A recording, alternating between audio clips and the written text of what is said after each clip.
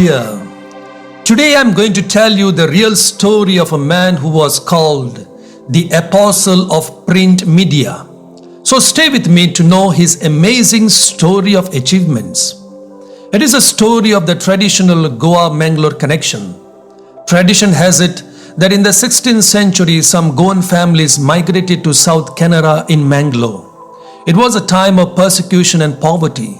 The after effects of Tipu Sultan's onslaught on Christians still sent shivers down the spine of the Mangalore Christians. One among these Goan families who migrated to South Canara was the Mascarenhas family of Lazarus and Joanna Castellino.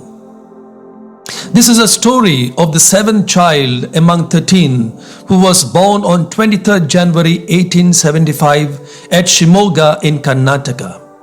After the retirement from government office, this boy's father decided to settle down in Mangalore. Therefore, he had his early education in Milagres Church School and he completed his matriculation from St. Aloysius College, Mangalore. During my initial seminary formation, I was in Mangalore and I had also passed out from Milagres Institute, which is now a college. My companion studied in St. Aloysius College. So I'm happy to know that I studied in the same institutes this boy studied. This boy was a brilliant student. He joined St. Joseph Seminary, Mangalore in 1891 at the tender age of 16. The amazing part of this narrative is that Mascarenhas and Castellino family gave to the church whopping 32 religious sisters and 6 priests in various congregations. Wow, that's amazing, isn't it? 32 from one big family is an awesome contribution to the church. Those were the days, my friend, the fountains of religious vocations. Now, of course, they are dying. He joined the seminary in 1899 and was ordained a priest in 1900. After ordination, no turning back.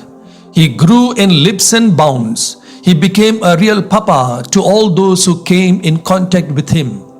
Well, reams of paper can be written on his life, but I stick to the acronym PAPA, P-A-P-A, and give you a short summary.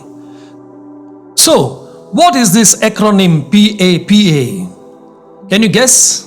The first P stands for preacher.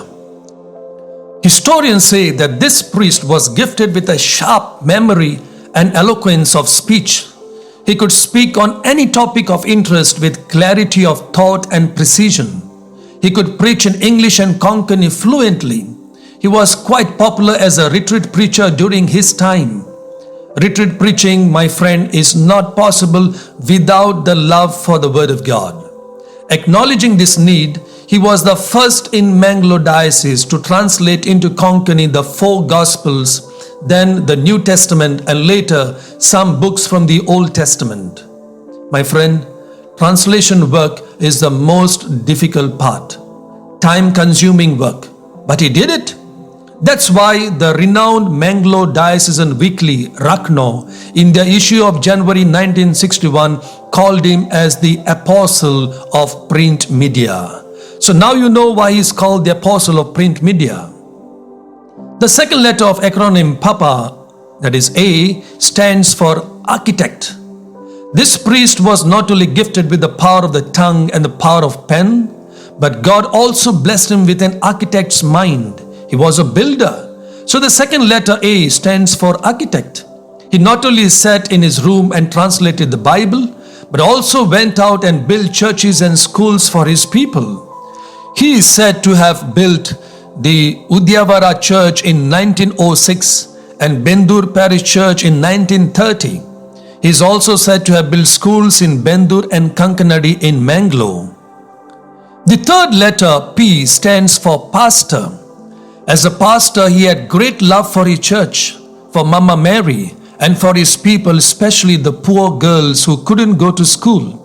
So after much prayer and meditation, which he was known for, he takes a giant step of starting a congregation for poor girls. As a true pastor who has the smell of the sheep, he realized that there were many true vocations among the poor girls for religious life, but they couldn't enter other congregations because of their illiterate background. So with the consultation and encouragement of his bishop, he modestly began the institute with just 4 lady teachers of Bendur parish. This group was called the Sisters of the Little Flower of Bethany, now commonly known as Bethany Sisters or BS in short form. And their founder is the great Monsignor Raymond FC Mascarenhas. Yes, that is his name. Among all his works, this work of starting a congregation is called as his magnum opus or great work. It is the crowning glory of his innumerable accomplishments. He himself, being a lover of the daily rosary, he admonished his new congregation to love Mother Mary and so consecrated his congregation to the Immaculate Heart of Mary.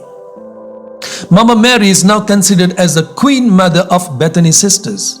As a zealous pastor, he not only promoted devotion to the Mother of Jesus, but also promoted great devotion towards the Eucharist, especially the devotion to perpetual adoration. And so now we come to the last letter of the acronym PAPA. The last letter A stands for administrator. Obviously, as a parish priest and as a founder of a congregation, he naturally can be called as an administrator. Realizing his potential for administration, he was appointed as a VG, that means Vicar General of the Diocese of Mangalore during his time. He also had other important portfolios. All these titles and commitments only show how capable he was. A man of such great achievements, his story needs to be told. This year, his congregation is celebrating 100 years of its inception. This video is my small tribute in my own little way to this great soul, servant of God, Father Raymond FC Mascarenhas. My dear friend, all great stories come to an end one day. And so the story of Father Raymond also came to an end. He was by now given the title of Monsignor. He suffered a partial paralysis on the verge of his Diamond Jubilee celebration in 1960. In his sickness, he appeared calm and cool, always remaining close to Jesus. He left for his eternal reward on 23rd December 1960. His mortal remains are kept in Bendur parish, Mangalore. You know something, my friend? A Christian may die, but his story never ends. After his death, the members of the congregation and the lay people began to experience the power of his intercession from heaven. So the process of canonization began. The Bishop of Mangalore, Most Reverend Aloysius Paul D'Souza, announced on 3rd June 2008 that Monsignor Raymond Mascarenhas as the servant of God.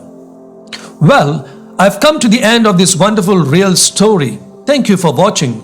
Do remember to pray for the Bethany Sisters for the wonderful work they do, especially in the field of education. Pray that the servant of God may be canonized one day. If you like this story, do share the link with your contacts. If you're looking out for more stories on my channel Wandering Guru, don't forget to subscribe and click the bell button. Keep wondering, keep growing with knowledge. Thank you.